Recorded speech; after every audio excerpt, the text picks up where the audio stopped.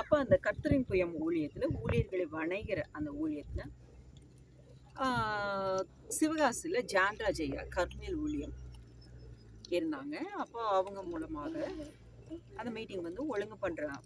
அப்போ அந்த சீசனில் வந்து என்னாச்சுன்னா, அவங்க முதல்ல அறிமுகமாகும்போது எப்படி அறிமுகமாகனாங்கன்னா, இப்போ நம்ம அவருக்கு ஃபோன் பண்ணும்போது அவர்கிட்ட இந்த மாதிரி இந்த ஊழியத்தை குறித்து பேசும்போது அந்த முதல் ஒரு நிமிஷத்துலேயே தேவ ஆவியானவர் அவரிடத்துல இடைப்பட ஆரம்பிச்சார். அப்போ வந்து அவங்க சொன்னாங்க, அம்மா உங்க மூலமாக ஆவியானவர் இந்த இடத்துல பேசிக்கொண்டே இருக்கிறாங்க, நீங்க கர்த்தருடைய வார்த்தையை எனக்கு தடை இல்லாம கொடுங்க அப்படின்னு சொன்னோன்னா, எனக்கு வந்து என்னடா இன்ட்ரடக்ஷன் பீரியட்லயே நம்ம வந்து நம்ம யதார்த்தமா சொல்ல வர்றது வந்து வேறு மாதிரி போயிடக்கூடாது அப்படின்னு சொல்லிட்டு மனுஷி இதில் நான் யோசித்தேன். அப்போ அவர் மறுபடியும் சொன்னார் என்னன்னு சொல்லி, அம்மா இங்கே பாருங்க, உங்கள் மூலமாக ஆண்டவர் வந்து என்னிடத்துல ஆவியானவர் பேசிக்கொண்டு இருக்கிறாரு, நீங்கள் எதையும் தடை இல்லாமல் என்னிடத்துல பேசுங்க அப்படின்னு சொன்னாங்க. ஒழுங்கா பிடிங்க. அப்போது ஆவியானவர் வந்து அவங்களுக்கு காரியங்களை சொல்லுகிறாரு. இது வரைக்கும் எப்படி இருந்துச்சு அவங்க ஊழியம், இனி எப்படி இருக்க போகுது, அடுத்து சத்ருவினுடைய போராட்டம், கிரியைகள் எல்லாவற்றையும் என்ன பண்ணுறாங்க, அழித்து ஆசீர்வதித்து தேவன் வந்து அடியாள் மூலமாக அந்த ஜெபத்தில் வந்து அவங்க கிரியைகளை நடப்பிக்கிறார். அப்போ என்ன ஆயிடுச்சுன்னு பார்த்துட்டீங்கன்னா, அவருக்கு அடுத்த இன்ட்ரடக்ஷன் தேவையே இல்லை. அம்மா உங்களை வந்து தேவன் வல்லமையுள்ள தீர்க்கதரிசியாக பயன்படுத்துகிறார், உங்கள் மூலமாக வெளிப்பாடுகளையும் சத்ருவின் காரியங்களை கிரியைகளை எல்லாத்தையும் வெளிப்படுத்தி இத்தனை வல்லப்பெரும் காரியங்களை எனக்கு செய்வார் அப்படின்னு சொல்லி அடுத்து அவருக்கு இன்ட்ரடக்ஷன் வேற யாரும் தேவையில்லை. அவருக்கு இன்ட்ரடக்ஷன் தேவ ஆவியானவரே கொடுத்தார். அறிமுகத்தில் பாருங்க எவ்வளோ நல்லா ஆயிடுச்சு, பஞ்சு மாதிரி. ஓகே, அப்புறம் அவர் என்ன பண்ணாரு, அவர்கிட்ட எப்பொழுதுமே அவர் சின்ன பிள்ளைகள் போல தேவ ஆவியானவர் நம்மளை எப்படி பயன்படுத்துகிறார், எப்படி நடத்துகிறார், எப்படி நம்மளை வந்து வளர்த்துகிறாருன்னு சொல்லி அந்த எக்ஸ்பீரியன்ஸை கேட்கறதுக்கு அவர் மிகவும் ஆவலாக இருந்தார். அப்போ அவர் வந்து என்ன பண்ணாருன்னா,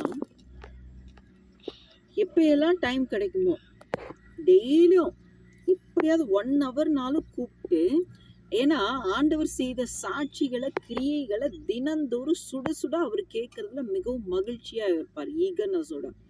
அவர் கூப்பிட்டு இன்னைக்கு என்னென்னலாம் நடந்தது, ஸ்டூடெண்ட்ஸ்கள் மூலமாக நான் என்னென்ன காலேஜஸ் போகிறேன், ப்ளஸ் வந்து நம்ம ஆஃபீஸில் வருகிற அந்த பிஸ்னஸ் பர்சன்ஸ் எல்லா விதமான மனிதர்கள்கிட்டையும் கர்த்தர் எப்படியெல்லாம் கிரியைகளை நடப்பித்தாரு அப்படின்னு சொல்லி பேசினா திரளனா காரியங்கள். அப்போ அந்த அளவுக்கு 1 ஹவர் 2 ஹவர் கூட கண்டினியூவாக எல்லா எக்ஸ்பீரியன்ஸையும் அவங்க வந்து லிசன் பண்ணுவாங்க.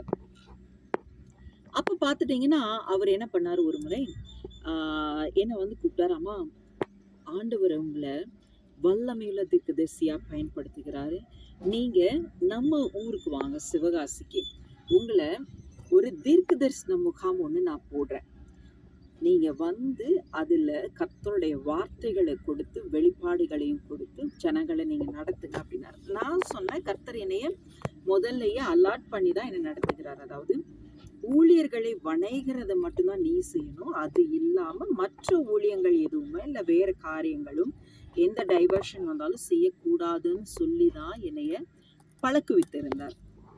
அதனால் நான் தெளிவாக சொன்னேன், ஐயா இல்லை, நான் வந்து வேறு ஊழியங்கள் எதுவும் செய்ய மாட்டேன், இது கர்த்தருடைய ஊழியம், எனக்கு கொடுத்தது ஊழியர்களை வணையணும்னு சொல்லி தான்.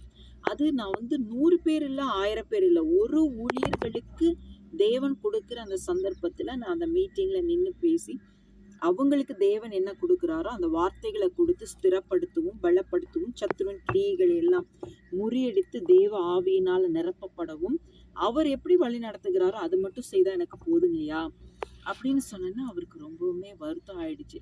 அப்போது அவர் சொன்னார், ஏமா இதுவும் ஊழியம் தானே, நம்ம கர்த்தர் நிமித்தம் கர்த்தருக்காக தானே செய்கிறோம் அப்படிங்கும்போது, இல்லைங்கய்யா, அதாவது தேவன் எனக்கு கொடுத்ததை விட்டு நான் வேற எது செய்தாலும் அது வந்து தெய்வ சித்தத்தின் கணக்கில் வராது, அது சுயாதீனத்தின் கணக்கில் தான் வரும், ஆகையினால நான் செய்ய மாட்டேன்னு சொல்லிட்டேன். ஸோ இதுக்கு அவர் ஏற்பாடெல்லாம் பண்ணிட்டு ரொம்ப பெரிய காரியங்கள் சிரதையெல்லாம் பண்ணிட்டு அவர் ரொம்ப ஃபெடப் ஆகிட்டார். அப்புறம் என்ன ஆயிட்டு, அவங்களுடைய சர்ச்சில் வந்து 5 வருஷமாக இன்ஜினியரிங் முடித்த ஒரு பையன் என்னன்னே தெரியல. ஒரு இருள் பிடிச்சது போலவே வேலைக்கும் போறதில்ல. எதுவுமே கேஷுவலா இருக்கிறதில்ல. வீட்டுக்குள்ளேயே முடங்கியே கிடக்குறா. ஆனா அது வந்து அவங்க ஒரு விடோ.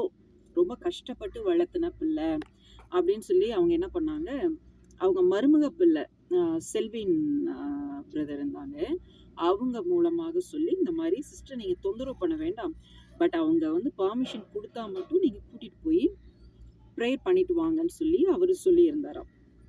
அப்ப அவங்க மருமகன் வந்து இவரு செல்வின் பாஸ்டர் வந்து கால் பண்ணியிருந்தாரு. கால் பண்ணி, சிஸ்டர் இந்த மாதிரி வந்து ஐயாவுடைய மருமகன் தான் பேசுறேன். அவங்க வந்து உங்களை தொந்தரவு பண்ண வேண்டாம்னு சொன்னாங்க.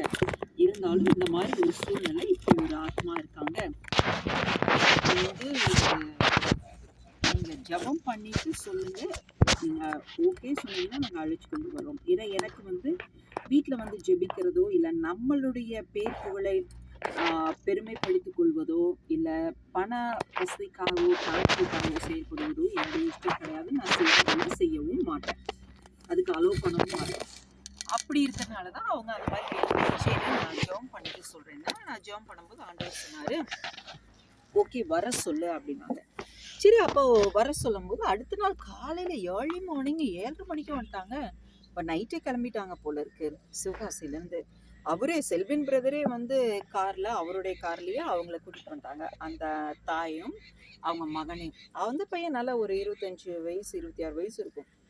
அப்புறம் அவன் வந்தோடனே அப்புறம் சில விஷயங்கள் பேசிட்டு தேவ ஆவியானவர் அவனுக்குள்ள இருக்கக்கூடிய ஸ்பிரிட்டுகள் பெயரை சொன்னார்.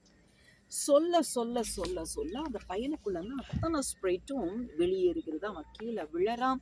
ஒவ்வொரு ஸ்பிரிட் தேவ ஆவியானவர் அடியால் மூலமாக அந்த ஸ்பிரிட்டினுடைய பெயர்களை சொல்ல சொல்ல அப்படியே வெளியேறுகிறது. ஹல்லேலூயா. அப்ப பாத்துட்டீங்கன்னா அந்த செல்வின் பாஸ்டருக்கு ஆச்சரியம்னா ஆச்சரியம். அவங்க அம்மாவுக்கு அப்படியே திகைச்சு போய் நிக்கிறாங்க. இத்தனை வருஷமா இப்படி இருந்தோமே, இந்த காரியங்கள்ல எதுவுமே நமக்கு தெரியாது அப்படின்னு சொல்லிட்டு. அப்புறம் என்ன ஆயிட்டு, அத்தனை ஸ்பிரிட்டும் அவனுக்குள்ள 4 விதமான ஸ்பிரிட் வெளியேறின பையன் தெளிவாயிட்டான். எந்த நேரத்துல எவ்விதமான காரியங்கள் எப்படி எதுனால அந்த மாதிரி ஸ்பிரிட்ஸ்லாம் அவனுக்குள்ள எந்த டைமிங்ல எந்த மாதிரி சமயங்கள்ல அவனுக்குள்ள உள்ள நுழைஞ்சு எல்லாவற்றையும் கர்த்தர் வெளிப்படுத்திட்டார். அடுத்தது பார்த்துட்டீங்கன்னா இவங்க முடிச்சுட்டு போயிட்டாங்க. ரொம்ப சந்தோஷம். ஏன்னா அவங்க வந்து ரொம்ப வருஷமா ஊழியத்துல இருக்கிறவங்க. இப்ப என்ன ஆயிடுச்சு, இங்க இருந்து அங்க சிவகாசி போனது மாத்திரம்தான் பாக்கி. சிவகாசியில பட்டாசு கொளுத்தி போட்ட மாதிரி எல்லாருக்குள்ளேயும் இப்படி ஒரு ஆண்டவர் வந்து கிரியைகளை நடப்பிக்கிறாரு அப்படின்னு சொல்லிட்டு எல்லாருக்குள்ளேயும் ஸ்ப்ரெட் ஆகி என்ன ஆயிட்டு, அவங்க ஃபோன் நம்பர் அட்ரஸ்லாம் கேட்கும்போது நான் அலோவ் பண்ண மாட்டேன் அப்படிங்கிறதுனால அவங்களும் கொடுக்கல. அதில் வந்து ஒரு குடும்பம் பட்டாசு தொழிற்சாலை வச்சுருக்காங்க. ஒரு 3-4 ஃபேக்ட்ரி வச்சுருக்காங்க. ரொம்ப பெரிய ஒரு குடும்பம்.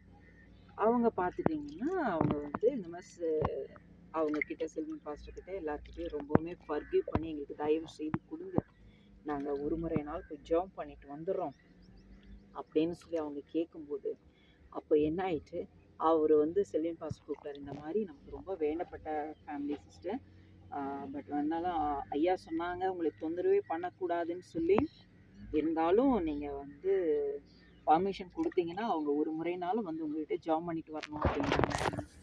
அப்புறம் நான் சொன்னேன், இல்லை பிரதர், இதுக்காக தான் நான் முதலே சொன்னேன், யாரையுமே நான் அலோவ் பண்ணுறது இல்லை, ஏன்னா எனக்கு அப்படி பண்ணுறதுல எனக்கு இஷ்டமும் இல்லை அப்படின்னு சொன்னோன்னே அடுத்து என்ன ஆகிட்டு, நீங்கள் ஒரு முறைனாலும் தேவனிடத்தில் ஜாப் பண்ணிட்டு சொல்லுங்கள், அவங்க ரொம்பவுமே ஃபர்கிவ் பண்ணி கேட்குறாங்க அப்படின்னு சொன்னோன்னே அப்புறம் சரின்னு சொல்லிட்டு சரி நாங்கள் ஜாப் பண்ணிட்டு சொல்கிறேங்க அப்படின்னு.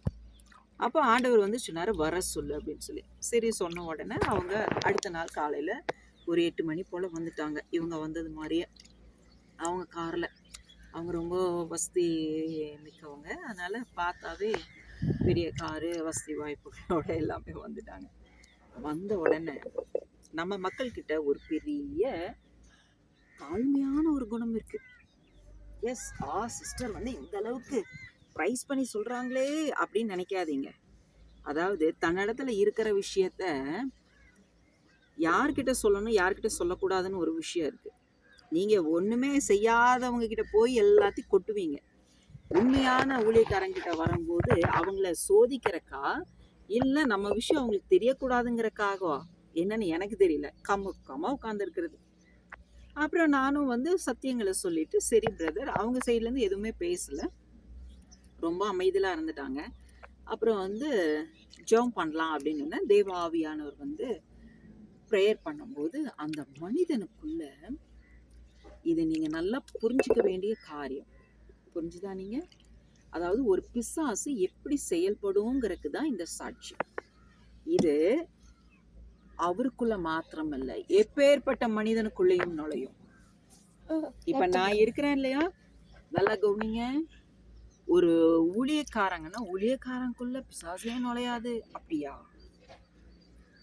நான் சொல்றேன், அவங்க எந்த விதத்துல சோர்வா தொய்ந்து, இல்ல மனவிரக்தி, இல்ல தேவனுடைய பிரசன்னத்துல இருந்து விலகி, இல்ல அவங்க வந்து நிறைய களைப்பு, அலுப்பு, இல்ல வேலைப்பழு, இது நிமித்தம் ஒழுங்கா பைபிள் படிக்க முடியல, இது நிமித்தம் தேவ பிரசன்னத்துல நிரம்ப முடியலைன்னா, அதற்கு ஏற்றா போல யுத்த களத்திலிருந்து தாக்குகிற பிசாசுகள் தாக்கும். தெரியுமா உங்களுக்கு? சரி, கர்த்தருக்கு சித்தமானபடி ஒவ்வொரு சமயங்களிலும் நான் உங்களுக்கு சொல்லித்தரேன் அதெல்லாம். சரியா? இப்ப என்ன ஆயிட்டு, அந்த ஆயிருச்சு. அப்ப பாத்துட்டீங்கன்னா அந்த மனிதர் அவங்க ரொம்ப பெரியவங்களா இருக்காங்க, ரொம்ப ஜைஜான்டிக் ஃபிகர், முட்டி போட்டாலே ரொம்ப ஹைட்டா. அப்போ பாத்துட்டீங்கன்னா தேவ ஆவியானவர் அவருக்குள்ள வந்து சில காரியங்களை வந்து பேசுகிறார். என்னன்னு சொல்லி, உங்களுடைய குடும்பத்துக்குள்ள தினந்தோறும் ஏதாவது உங்களுடைய வீட்டில் இருக்கக்கூடிய அறிவாளு அந்த மாதிரி ஆயுதங்கள் ஏதாவது எடுத்து நாள்தோறும் இரவு நேரத்துல வெட்டிடுவேன், கொலை பண்ணிடுவேன் அப்படிங்கிற ஒரு மூர்க்க குணத்தோட அவங்கள கண்ட்ரோல் பண்ண முடியாத அளவுக்கு டெய்லியும் சண்டை. இது நடக்குதா இல்லையான்னு கேட்டேன். ஆமா, நாங்க இது 1 வருஷம் 2 வருஷமா இல்லை, பல வருஷங்கள் இது நடந்து கொண்டிருக்குன்னு அப்ப குறிப்பிட்ட வருஷங்களே ஆண்டவர் சொன்னார். சொல்லிட்டு எத்தனை வருஷங்கள் உங்களை வந்து இந்த கொலைவெறியின் பிசாசு அலைக்கழித்து கொண்டே இருக்கு, அதனாலதான் உங்க குடும்பத்துக்குள்ள இவ்வளவு பெரிய பிரச்சனை. அப்போ ஒவ்வொரு ஸ்பிரிட்டினுடைய பெயர்களையும் சொல்ல சொல்ல சொல்ல சொல்ல அவ்வளோ பெரிய மனுஷன் நீல்டவுன்ல நிற்கிறாரு, அப்படியே விழத்தள்ளி அந்த பிசாசுக்கு போகுது. கடைசியில் அந்த கொலைவெறியின் பிசாசு மட்டும் போகவே இல்லை. 3 வகையான பிசாசு போயிடுச்சு, கொலைவெறியின் பிசாசு மட்டும் போகலை. அப்போ அது வந்து ஆப்போசிட்ல இருக்கிறவங்கள மிரட்டி பார்க்குது. அப்போ நான் சொன்னேன், ஆண்டவர்கிட்ட பேசும்போது ஆண்டவர் சொல்றாரு, நீ அவங்க கிட்ட வெளிப்படையா பேசு அப்படின்னு சொல்லி. அப்ப நான் சொல்றேன், கர்த்தருடைய ஆவியானவர் இப்போ உங்களிடத்துல பேசிக்கொண்டு இருக்கிறாரு, நீங்களே உண்மையை ஒத்துக்கிறீங்களா இல்ல உங்க முகத்திரையை ஆவியானவர் கிழிக்கட்டுமான்னு கேட்கிறாரு அப்படின்னு சொன்னா ஒரு முகமெல்லாம் அப்படியே வேர்த்துருச்சு. அப்ப அவங்க மனைவி பிள்ளைகள்லாம் இருந்தாங்க. அவங்களுக்கு 3 பிள்ளைகள். முதல்ல பெரிய பொண்ணு, அடுத்தது வந்து நடுவுல பையன், அடுத்தது வந்து சின்ன பொண்ணு.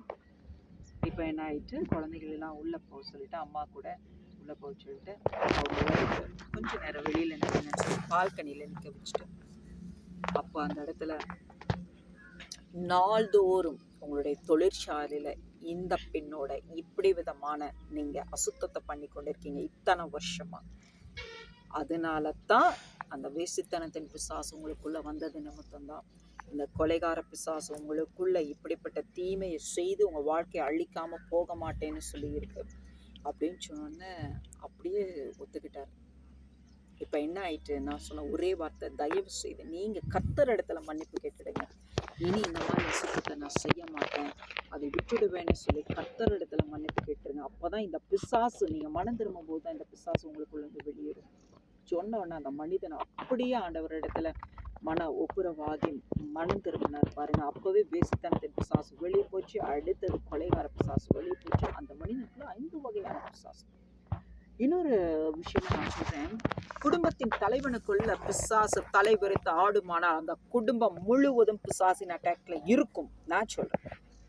ஆனால் அந்த பிள்ளைகளோ அந்த மனைவியோ தேவ ஆவியினால நிரப்பப்பட்டு தேவனுக்கு கீழ்ப்படிந்து தேவ வசனத்தினால பயந்து நடுங்கி இருக்கிறவங்களா இருந்தா அவங்க மூலமாக தேவன் அந்த பிசாசை எதிர்கொண்டு மேற்கொள்வார், அவற்றை விரட்டுவார், அந்த மனிதன் விடுதலை ஆவார். ஆனா இவங்க அந்த மாதிரி இல்லைன்னா நிஜமா தலைவனுக்குள்ள குடும்ப தலைவனுக்குள்ள பிசாசு அட்டாக் இருந்துன்னா எல்லாருக்குள்ளேயும் அந்த அட்டாக் இருக்கும். அவங்க மனைவுக்குள்ள 2 வகையான அசுத்த ஆவிகள், அவங்க பெரிய பிள்ளைக்குள்ளேயும் 2 வகையான பிசாசு, அவங்க நடு பையனுக்குள்ளேயும் பிசாசு. அடுத்தது அந்த சிஸ்டர் வந்து குட்டி பிள்ளையும், அப்போ வந்து அந்த பாப்பா என்ன ஒரு 1st ஸ்டாண்டர்ட் படிக்கும், 2nd ஸ்டாண்டர்ட் படிக்கும்னு நினைக்கிறேன். அப்போ வந்து பாப்பா வந்து எல்கேஜி ஸ்கூல்ல வந்து ஜாயின் பண்ணி விட்டுருக்கேன் திருப்பூர்ல. அதான் ஃபர்ஸ்ட் டே. அப்போ வந்து என்ன ஆகுது, எனக்கு இந்த குழந்தைய பார்த்தோன்னா எனக்கு ரொம்பவுமே ஒரு ஒரு ரொம்ப இரக்கமா ஒரு பரிதபம், மூணு குழந்தைகளை கூட இந்த பிசாசு விட மாட்டேங்கிறான் பாரு அப்படின்னு சொல்லி, இப்படி கூட சின்ன குழந்தைகளுக்கு கூட விரோதமா இவன் செயல்படுவான். ஆனா அந்த மாதிரி ஒரு ஒரு எண்ணம் எனக்குள்ள இறக்க குணம் என்னால் மனசு தாங்க முடியல. அந்த குழந்தை வந்து என் முன்னாடி அப்போ நான் ரொம்ப நேரமாக கிட்டத்தட்ட ½ டே போல் நின்றுட்டு ஜாப் பண்ணிட்டு அப்போ தான் வந்து நான் உட்கார்ந்த சேரில். இப்போ அந்த குழந்தை வந்து ஆன்ட்டி எனக்கும் ஜாப் பண்ணி கொடுங்க வந்து முட்டி போட்டோன்னே எனக்கு வந்து அந்த ஸ்பிரிட் ஆண்டவர் காமிக்கிறாரு, பேர் சொல்கிறாரு. எனக்கு உடனே அந்த மாதிரி என்னோட குணம் வந்து ரொம்பவுமே இந்த இறக்க குணம் ரொம்ப ஒரு மாதிரி ஆயிட்டு. அப்போ என்ன ஆயிடுச்சு, ஒன்றுமே சொல்ல, எனக்கு வார்த்தையே வரல. அந்த குழந்தையினுடைய நெற்றியில இப்படி கை பிடிச்சு, அவ்வளோதான். தேவ ஆவியானவர் கிரியைகள் நடப்பித்தார், ஸ்பிரிட் வெளியேடுச்சு. இதை எதுக்காக சொல்றேன்னா, அசுத்தாவிகள் எப்படி இருக்கும், தேவனுடைய கீழ்ப்படிதல்ல தேவனுடைய அழைப்புல நம்ம ஓடிக்கொண்டிருந்தோமானால் தேவ ஆவியானவர் நமக்குள்ள இருந்து அவர் எப்படி கிரியைகள் நடத்திப்பார். இதுதான் காரியங்கள். இந்த வகையான கிரியைகள் இருக்கும்போதுதான் தேவன் அற்புதமாய் கர்த்தரின் புயம் ஊழியத்துல நம்மளை எடுத்து வல்லமையாய் பயன்படுத்தினார். இதுக்கப்புறம் இவங்க போன உடனே ஒரு பெரிய ஆர்கியூமெண்ட்டு சத்ருவுக்கு எனக்குமே நடந்துச்சு. இவங்க எல்லாரும் டெலிவரன்ஸோட ரொம்ப சந்தோஷமா, அத்தனை பேருக்குள்ள இருந்த ஒரு ஆச்சரியம் என்னன்னா, சிஸ்டர் நாங்களும் இத்தனை ஆண்டு காலமா 20-30 வருஷமா இருக்கோம், இப்படியெல்லாம் பிசாசின் போராட்டம் இருக்குன்னு எங்களுக்கு தெரியாது. ஏன்னா எத்தனையோ நாங்கள் பாஸ்டர்ஸ் நாங்கள் கூப்பிட்டுருக்கோம், யாருமே எங்கள் வீட்டுக்கு வர மாட்டாங்க. நைட்டு ஜெபம் பண்ணுறதுக்கு ஃபோனில் இவங்க வந்து வெட்டிடுவேன் குத்திடுவேன்னு சொல்லிட்டு இந்த அளவுக்கு அப்படியே போர்க்களமாக இருக்கும் வீடு. குழந்தைய முறைக்கு எல்லாருமே பயந்து நடுங்கி நின்றுட்டு இருப்போம். ஆமாம், பிசாசு எறும்பி அவன் வந்து ஃபைட் பண்ணிட்டு இருக்கும்போது சாதாரண மனுஷன் என்ன செய்ய முடியும்? பட் தேவ ஆவியானவர் இருக்கும்போது எதிர்த்து நிற்கலாம். இப்போ சாதாரண மனுஷங்க இருக்கும்போது பயந்து நடுங்கி தானே இருக்கணும். நீங்கள் நல்லா புரிஞ்சுக்கோங்க, உங்கள் குடும்பத்தில் நீங்கள் யார் உங்களை வந்து ஆளுகை